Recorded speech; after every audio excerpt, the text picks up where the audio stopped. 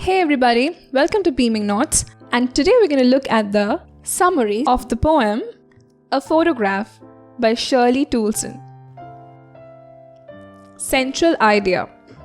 The poet begins this poem by describing a photograph of her mother in her childhood. The photograph was taken when the poet's mother was 12 years old and on a day when she had gone to the beach with her cousins. It was a favorite photograph of her mother's, and her mother often used to reminisce about the day when it was taken.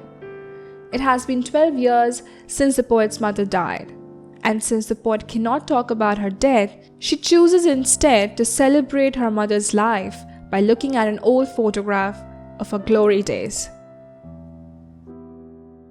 Summary. The poem consists of 19 lines in total. Since these lines are not divided into stanzas, they are divided into meaningful segments here for the purposes of this summary in order to make the poem easier to understand and follow.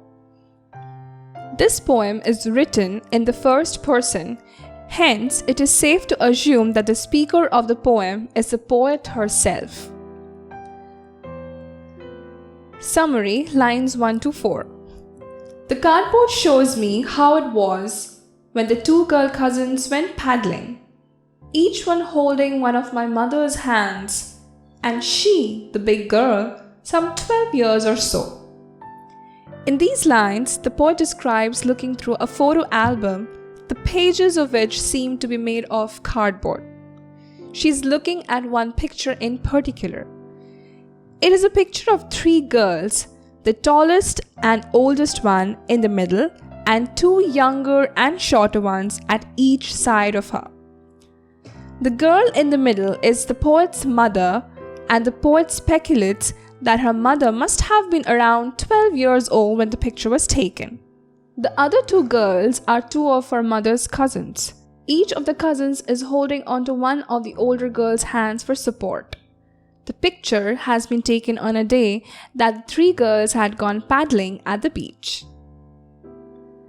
Summary, lines 5 to 9. All three stood still to smile through their hair at the uncle with the camera, a sweet face. My mother's, that was before I was born, and the sea, which appears to have changed less, washed their terribly transient feet. In these lines, the poet further describes the conditions in which the photograph of her mother and her mother's cousins was taken. The poet says that her mother's uncle had been the one to take the photograph. He had asked the three girls to pose for him, and so they had. They had left their wet hair open, and their hair was obscuring part of their faces.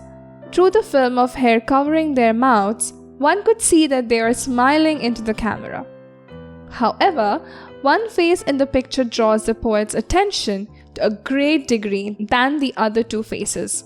It is her mother's face as she is concentrating on, and she comments that the face was a sweet one. The poet also says that the photograph was taken long before her own birth. Since then, her mother's face had of course changed since the time the photograph had been taken. In contrast to this, the sea which lay along the beach where the photograph was taken had changed to a lesser degree. That very sea had been washing the feet of the poet's mother and her two younger cousins the day the photograph had been taken. The poet calls those feet terribly transient, since all the girls in that photograph had stopped being so young and had grown up since then. Their childhood hasn't lasted very long. Summary, lines 10 to 15. Some 20-30 years later, she'd laugh at the snapshot. "See Betty and Dolly," she said, "and look how they dressed us for the beach." The sea holiday was her past. Mine is her laughter. Both wry with the labored ease of loss. In these lines, the poet stops looking at the photograph and recalls what her mother used to say about the photograph.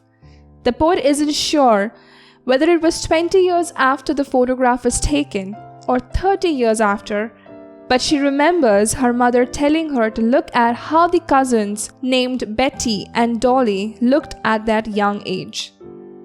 The poet's mother also asked her to look at how their parents had dressed them up for a visit to the beach. Perhaps the plan to take the photograph had been there all along. The poet also says that her mother used to consider the photograph as an inroad to the past that she had left behind.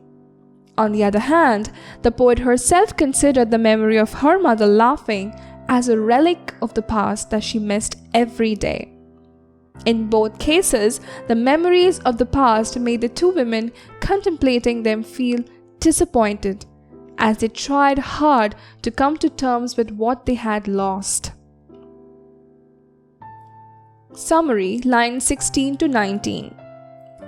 Now she has been dead nearly as many years as that girl lived, and of this circumstance there is nothing to say at all. Its silence silences. In these lines, the poet says that her mother has been dead for the past 12 years.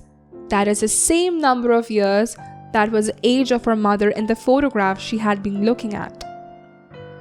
The poet is able to think of her mother's death, but she has no words with which to explain how that death affected her.